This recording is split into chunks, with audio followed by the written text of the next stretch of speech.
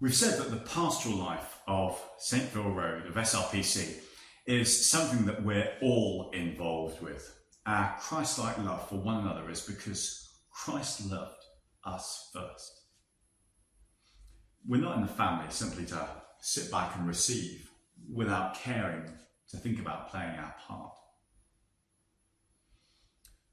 But clearly there is a need for a structure to help this to happen well.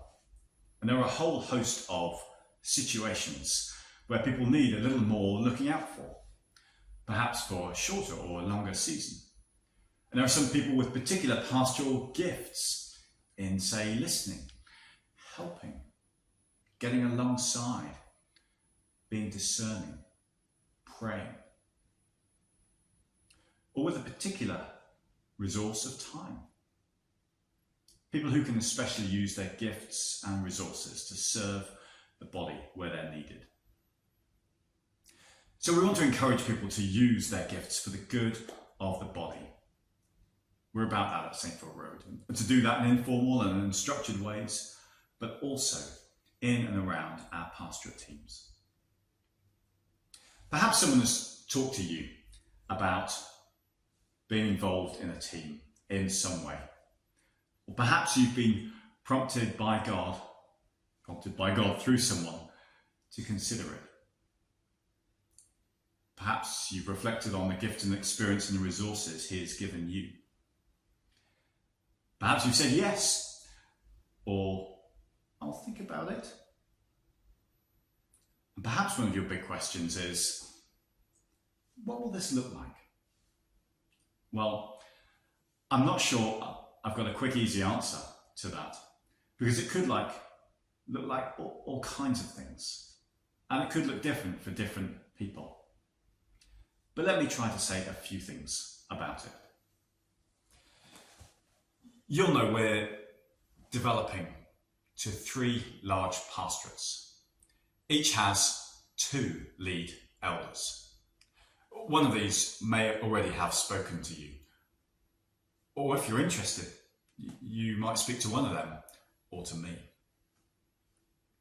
Under these elders, there will be pastorate teams consisting of other elders, some members of committee who have served in pastoral care before and if they're willing to continue, and other members of the congregation with gifts and skills and time. As a team, you'll likely meet together regularly, though not so frequently as to be a burden. And there's an opportunity as you meet to think about and identify some of the needs of your pastorate, to allocate people and pastoral responsibilities, or perhaps tweak or rethink about people's particular roles in the team across the pastorate, to update on particular issues and situations, whilst of course being careful with confidentiality and by no means going through the whole list of everyone, and to pray together. You may look across people in your pastorate, looking through the list and think, well, there's some common care that's needed there, getting to know people and take a deepening interest in family and circumstances and faith. Though of course that may look different depending on people's circumstances and their level of involvement in congregational life. You may look across and think for some people there's continuous care that's needed, a bit more regular contact and spiritual input given their health and circumstances. There may be some crisis care that's needed, being with, listening to, helping people with biblical wisdom and practically when particular situations befall them. So, for example, your team could have some people whose role it is to check in every 3 months with the same 6 to 10 families who may often be around church, but just to keep that caring connection and interest. Maybe that happens after church or on the phone. Perhaps taking particular notice if they're not around for a while or something's going on for them. You can have some people on your team who take time to visit a few who are at home and visit those people a little more regularly, to chat, to listen, to read the Bible and pray together. You could have some people on your team who call out a few times a year with those who aren't around at church or whose connection has dropped off. Maybe with something in their hands about what's going on, or an opportunity to come to something. You can have some people who are able to respond with a visit or practical help when crisis hits, to be company and a listening ear in bereavement. And maybe in building a caring fellowship together, a couple of times a year your team might invite your pastorate or a group of them to something sociable, maybe like a barbecue or a quiz. And there's an opportunity in there to build community and connection in lots of different ways as you take a chance to chat with people or introduce them to others. But that's just a suggestion of what it might look like in your particular team, on the ground and with the gifts you each bring. It could look different. We'll work across the teams, especially me with the lead elders, to try and ensure it doesn't look inconsistent from green to red to blue. But the pastorates have slightly different demographics and needs, and so it might look different for the teams and for you.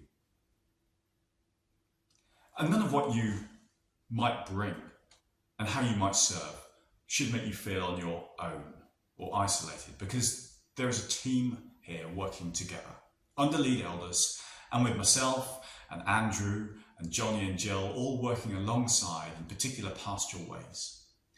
And so then we'll want to encourage and put in place good reporting and sharing, as well as ensuring that we're none of us as individuals or as a church burdened by particular expectations which we cannot and we're not called to meet. This table shows helpfully that what pastoral care looks like is pretty much the fruit of discipleship in community with others, from showing friendship to giving practical help to listening, praying, opening the Bible together. You may feel comfortable at the moment with some of that or all of that. How you feel about that and how equipped you feel may shape how you serve in your team. But also where we can provide training and development in pastoral care. And then of course there are some things that are not what many or any of us are trained to be able to help with. But we can point people to more specialist help. But on the subject of training, there are some skills and knowledge that are really important for everyone who will be involved at some level. You might think, for example, about things like confidentiality and safeguarding, and skills like listening. We want to take this seriously and to take training seriously.